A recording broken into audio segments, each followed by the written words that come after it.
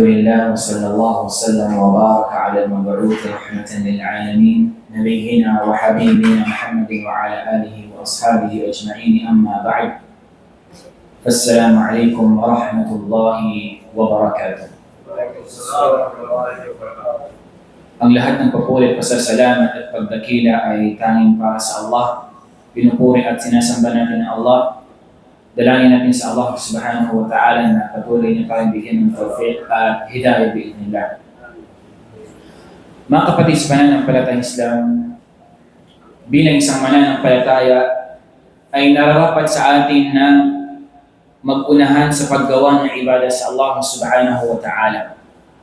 Sinabi ng Allah subhanahu wa ta'ala, "Fastabiqul khairat." Mag-unahan kayo sa paggawa ng kabutihan. Kabilang sa pinakamagandang sifa, katangian ng isang mu'min ay ang pagsasamantala niya ng bawat oras at inailalaan niya ito sa paggawa ng ibadah sa Allah subhanahu wa ta'ala. At ang Propeta sallallahu alaihi wasallam ay nagbigay sa atin ng paalaala at babala na marapat sa atin na gumawa ng ibadah bago pa dumating ang panahon na mayroong sakuna o tinatawag na fitna o pagsubok. Sinabi ng mahal nating Propeta Muhammad sallallahu alaihi wasallam, "Badiru bil a'mali fitanan. كقطع الليل المظلم يصبح الرجل مؤمنا ويمسي كافرا أو يمسي مؤمنا ويصبح كافرا يبيع دينه بعرض من الدنيا." Itong hadith na ito ay isinalaysay ni Abi Hurairah radhiyallahu anhu, kahabagan at kaawaan nawa siya ng Allah. Tiyakan na sinabi ng Propeta Muhammad sallallahu alaihi wasallam, "Badiru bil a'mali fitanan." Magmadali kayo, sabi niya, sa paggawa ng ibadah bago pa dumating ang panahon na magiging talamak at lantaran ang tinatawag na fitna, pagsubok. Ito ay isang paalaala at babala sa atin ng Propeta sallallahu alaihi wasallam. Katulad sabi niya, "Kaqita'il laylil muzlim." Katulad sabi niya ng pirasong madilim sa gabi. "Yusbihu ar-rajulu mu'mina wa yumsi kafira." Sabi niya, "Yusbihu ar-rajul." Sa umaga sabi niya ang isang lalaki ay isang mu'min, isang naniniwala, nananampalataya sa Allah, wa yumsi kafira. Sa umaga, siya ay mu'min sa Allah, naniniwala sa Allah, naniniwala sa kaisahan ng Allah, naniniwala sa nubuwa, pagka-propeta ng Muhammad sallallahu alaihi wasallam, wa yumsi kafira. Pero sabi niya, kapag dumating ang gabi, ay siya ay nagiging kafir, nawala ng pananampalataya, ulang umabas siya sa boundary na mayroon ng Islam. Aw yumsi mu'mina wa yusbihu kafira.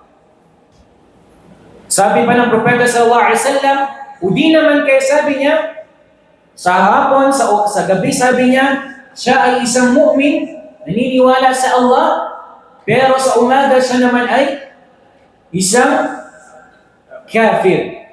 Yabi'u dinahu bi'aradin min ad-dunya. At binebenta niya yung kanyang reliyon ng pangmakamundong mga bagay lamang. Ang Propeta sallallahu alaihi wasallam, haris, ibig sabihin na haris, ala ummatihi, siya ay talagang nagpupursige na bigyang paalaala ang umma na ito. Ang umma niya, ang nasyon niya na ito. At tayo ang tinutukoy ng Propeta sallallahu alaihi wasallam. At ang Propeta sallallahu alaihi wasallam, tayo ay kanyang binigyang gabay. Binigyan niya tayo ng reminder sa paggawa ng ibadah bago pa dumating yung panahon na ito. At sinasabi ng ibang mga ulama na ito ay tinatawag na, kung alam niyo yung term na kinaya, yung hindi direct na pagsabi ng isang bagay. Okay? Dito, di ba sinabi ng Propeta sallallahu alaihi wasallam na sa umaga, mu'min ng isang tao, pero pagkagabi siya ay magiging kafir. Ito ay halimbawa o pagsasalarawan ng Propeta sallallahu alaihi wasallam na ganun kabilis mag-iba yung pananampalataya ng isang tao. Ganun kabilis. Ngayon, mu'min, kinabukasan, kafir na, tumalikod na sa Islam, tumalikod na sa Allah subhanahu wa ta'ala. Ito yung epekto ng fitna, mga kapatid, sa pananampalataya ng Islam. Kaya before dumating yung fitna na ito, yung hindi na kayang ipag-iba ng isang Muslim kung ano yung tama, ano yung katotohanan, at ano yung mali.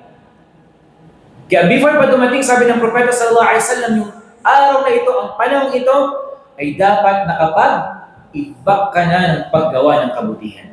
Hindi yung pag-imbak ng mga pagkain, hindi yung pag-imbak ng mga maraming kayamanan, ari-arian, mga anak. Bagkus, ang dapat mong i-prepare, ihanda bago pa dumating yung fitna na ito, ay meron kang mga nagawang ibadah sa Allah subhanahu wa ta'ala. Bakit? Kapag dumating na yung panahon ito, mahihirapan na ang isang mu'min na itayo ang ibadah sa Allah subhanahu wa ta'ala. Magiging mabigat na sa kanya yung paggawa ng ibadah sa Allah subhanahu wa ta'ala. Hindi niya kayang sabihin na ito ba ay pinahintulutan sa Islam? Ito ba ay pinahintulutan ng Allah sa atin? Ito ba ay pinahintulutan ng mahal nating Propeta sallallahu alaihi wasallam o hindi? Kaya kasawian at kalugian sa mga taong inabutan ng fitna na ito, aabutan ng fitna na ito, na hindi man lang sila nakapaggawa ng ibadah sa Allah subhanahu wa ta'ala. At tinatawag na khasara. Sila yung mga taong na bankrupt. Na bankrupt. Walang kahit na anong mga gawaing pagsamba sa Allah. Wa ashaddu khasara fi din. Ang pinaka matinding kalugian at bankrupt hindi sa kayamanan natin, sa business natin. Bagkus ang pinaka matinding khasara, yung khasara sa relihiyon ng Allah. Yung kalugian sa relihiyon ng Allah. Sa anong paraan? Ito yung yung kawalan ng paggawa ng ibadah sa Allah subhanahu wa ta'ala. At gayon din, karugtong na hadith na yun sinabi ng Propeta Muhammad, وَيَبِيعُ دِينَهُ بِعَرَضٍ مِنَ الدُّنْيَا. Binebenta niya yung kanyang relihiyon ng pangmakamundong bagay. Ano ilan sa mga halimbawa nito? Yung isang Muslim, halimbawa, sa trabaho. Kapag sinabihan siya na mag-ahit ka ng balbas, dahil kung hindi ka mag-ahit ng balbas, hindi ka matatanggap sa trabaho. Itong si Fulan, khaliwal ni sabi niya, mag-ahit na ako. Kasi sabi niya, hindi ako matatanggap sa trabaho. Bi'atadina. Binenta mo ang iyong reliyon para sa pangmakamundong bagay. Subhanallah. Sabi niya, hindi matataas yung ranggo mo, hindi ka magiging supervisor, magiging manager, magiging director, unless natanggalin mo yung lehya mo. Ikaw, gusto mo ng kayamanan, tama. Sabi nila, yung sobra-sobra yung kagustuhan sa pangmakamundo, akalas, gagawin mo kung ano yung sinasabi nila. Ito ay ilan sa mga halimbawa ng pagbenta ng iyong reliyon para sa pangmakamundong bagay. Ang ilan pa sa mga nangyayari sa panahon natin ngayon. Ang mga kababaihang Muslima. Wallahi, ana shahidtu. Subaman sa Allah, ako mismo nasaksihan ko na isang babae na ito, akala ko hindi siya Muslim. Akala ko isa siyang non-Muslim. Nalaman ko na lang sa kasama ko na siya pala ay isang, sabi niya Muslim daw siya. Ikaw, Bakit hindi ka nag-hijab? Bakit hindi ka nagsusuot ng hijab sa trabaho mo? Kasi sabi niya, bawal. Hindi ka makapagtrabaho kung mayroon kang may hijab. Kaya anong nangyari? Halas, sinanggal yung hijab. Yan ilan sa mga halimbawa ng pagbebenta ng iyong reliyon para sa pangmakamundong bagay. Kapatid sa Islam, maraming paraan para mag-earn, para kumita. Huwag mong ibebenta yung reliyon mo para sa pangmakamundong bagay na yun. Tandaan natin na yung pangmakamundong bagay na yun, kahit ipunin mo yun ay hindi yung kayang pantayan yung pangrelihiyong mga bagay. Tandaan natin na yung relihiyon ng Allah, hindi ito kayang pantayan ng anumang saman, halaga na mayroong dito sa mundong ibabaw na ito. Kaya ito yung nakakalungkot sa panahon natin ngayon, mga kapatid, sa pananampalatayang Islam. Yung iba sa kanila, ilalim sa mga halimbawa, pagdating sa business nila, di bali nang pumasok sa pagkakaroon ng kita na mayroong interest. Kasi ang habol nila, para yumaman, para kumita ng mas malaki. Wallahi bi'tadina ka. Supaman sa Allah, binenta mo ang relihiyon mo parang sa pangmakamundong bagay lang. Di ba? Okay na magtrabaho sa haram, basta kumita. At sinabi ng mahal na propeta sallallahu alaihi wasallam, darating yung panahon na hindi papansinin ng tao kung saan na kinukuha yung kanyang kinikita. Kung ito ba ay sa haram, kung ito ba ay sa halal. Ibig sabihin nun, layo ba? Ibig sabihin, wala siyang pakialam, hindi niya papansinin. Ang pinaka-importante sa kanya ay kumita lang.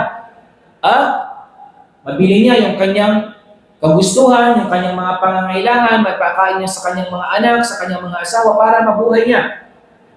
Pero ang mali ay kinukuha niya ito sa parang haram. Mga kapatid sa Islam, hindi kailanman lalagyan ng Allah ng baraka ang pamumuhay mo kung ito ay mayroong halong haram. Di ba din ang kumita ka ng konti lang? At least ito ay nasa halal at insyaAllah lalagyan ito ng Allah ng baraka. Aanuhin mo yung kayamanan na haram na hindi lalagyan ng Allah ng baraka. Di ba? Walang essence, walang halaga yung bagay na yun, subhanallah. Piliin mo yung konti man ang kita mo, at least ito ay nasa halal, at insyaAllah ta'ala, lalagyan ito ng Allah ng baraka sa atin. At nawa, ibilang tayo ng Allah sa mga taong binigyan niya ng tawfiq sa paggawa ng ibadah, bago pa man dumating ang pagsubok na ito o fitna. Wallahu a'lam, wa sallallahu ala nabiyyina Muhammad, wa ala alihi wa sahbihi ajma'in.